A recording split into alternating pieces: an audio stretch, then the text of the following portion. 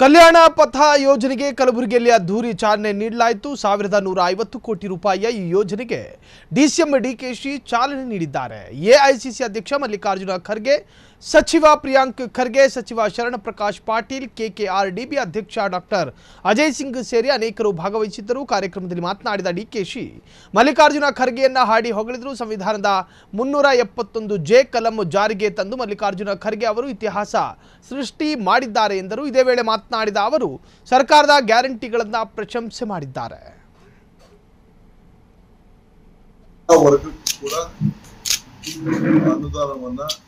ಸಮತೋಲನ ಅನುದಾನವನ್ನ ಕೊಟ್ಟಿದ್ದಾರೆ। ನಾವೇನು ಚುನಾವಣಾ ಮುಂಚಿತವಾಗಿ ನಮ್ಮ ಕಲ್ಯಾಣ ಕರ್ನಾಟಕಕ್ಕೆ ನಾವು ಮಾತು ಕೊಟ್ಟಿದ್ದೆ 5,000 ಕೋಟಿ ರೂಪಾಯಿ ಕೊಡ್ತೀವಿ ಅಂತ ಹೇಳಿ। ಇವತ್ತು ಕೂಡ ಹೋದ ವರ್ಷನೂ ಕೊಟ್ಟಿದ್ದು, ಈ ವರ್ಷನೂ ಕೊಟ್ಟಿದ್ದೇವೆ, ಬಜೆಟ್ ನಲ್ಲಿ ಇಟ್ಟಿದ್ದೇವೆ। ಅದರ ಅನುಗುಣವಾಗಿ ಈಗ ನಾವು ಹೋಗಿ ಸುಮಾರು 1,000ಕ್ಕೂ ಹೆಚ್ಚು ಕೋಟಿ ರೂಪಾಯಿ ರಸ್ತೆಯನ್ನ ಈಗ ಉದ್ಘಾಟನೆ ಪ್ರಾರಂಭ ಮಾಡಲಿಕ್ಕೆ, ನಾವು ಶಂಕುಸ್ಥಾಪನೆ ಮಾಡಲಿಕ್ಕೆ ಈ ಗ್ರಾಮೀಣ ಪ್ರದೇಶದಲ್ಲಿ ಗುಲ್ಬರ್ಗದಲ್ಲಿ ಕಾರ್ಯಕ್ರಮ ಇರೋದು ಬೇಡ ಅಂತ ಹೇಳಿ ಈಗ ಜೇವರಿಗೆ ಕಾರ್ಯಕ್ರಮವನ್ನ ಇಟ್ಟಿದ್ದೇವೆ। ಸೊ ನೀರಾವರಿ ಕೂಡ ಸುಮಾರು 22,000 ಕೋಟಿ ರೂಪಾಯಿ ರೈತರ ಬದುಕಿಗೆ ಇನ್ನು ಹೆಚ್ಚಿಗೆ ಶಕ್ತಿ ತುಂಬಬೇಕು ಅಂತ ಹೇಳಿ ಅದು ಮಾಡಿದ್ದೇವೆ। ಈ ಮಧ್ಯದಲ್ಲೇ ನಾನು ನಿಮ್ಮ ಕಲ್ಯಾಣ ಕರ್ನಾಟಕಕ್ಕೆ ಸಂಬಂಧಪಟ್ಟಂತೆ ಏನು ನಮ್ಮ ತುಂಗಭದ್ರಾ ಇದೆ, ಸುಮಾರು 25ರಿಂದ 30 ಟಿಎಂಸಿ ನೀರು ಲ್ಯಾಪ್ಸ್ ಆಗ್ತಾ ಇದೆ।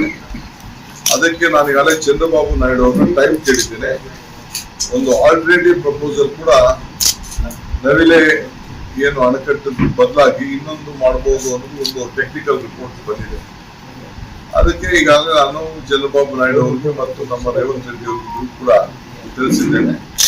ಅವರು ಈ ತಿಂಗಳಲ್ಲಿ ನನಗೆ ಟೈಮ್ ಕೊಡ್ತೀನಿ ಅಂತ ಹೇಳಿದ್ದಾರೆ। ಕೊಟ್ಟಾಗ ಈಗ ನಮ್ಮ ಆಫೀಸರ್ಸು ಟೆಕ್ನಿಕಲ್ ಟೀಮ್ ನೋಡ್ತದೆ। ಕನ್ನಯ್ಯ ನಾಯ್ಡು ಅವರ ಹತ್ರ ಕೂಡ ನಾವು ಈಗಾಗಲೇ ಮಾತುಕತೆ ಮಾಡಲಿಕ್ಕೆ ನಮ್ಮ ಅಧಿಕಾರಿಗಳು ಹೇಳಿದ್ದೇವೆ। ಕೆಲವರು ಚೀಫ್ ಮಿನಿಸ್ಟರ್ಗೆ ಟೆಕ್ನಿಕಲ್ ಅಡ್ವೈಸರ್ ಅವರು ಮಾತಾಡಕ್ಕೆ ಹೇಳಿದ್ದೇನೆ। ಸೊ ಅದು ಕೂಡ ಈ ಕಲ್ಯಾಣ ಕರ್ನಾಟಕಕ್ಕೆ ಸಂಬಂಧಪಟ್ಟಂತ ಬಹಳ ಮಹತ್ವವಾದಂತ ಒಂದು 25 ಟಿಎಂಸಿ ನೀರನ್ನ ಉಳಿಸ್ಕೊಳ್ಳುವಂತ ಒಂದು ಯೋಜನೆ, ಅದನ್ನು ಕೂಡ ಈಗಾಗಲೇ ನಮ್ಮ ಸರ್ಕಾರ ಚಿಂತನೆ ಮಾಡ್ತಾ ಇದೆ। ಎಲ್ಲಾ ವರ್ಗಕ್ಕೂ ಕೂಡ ಅನುದಾನವನ್ನ ಸಮತೋಲನ ಅನುದಾನವನ್ನ ಕೊಟ್ಟಿದ್ದಾರೆ।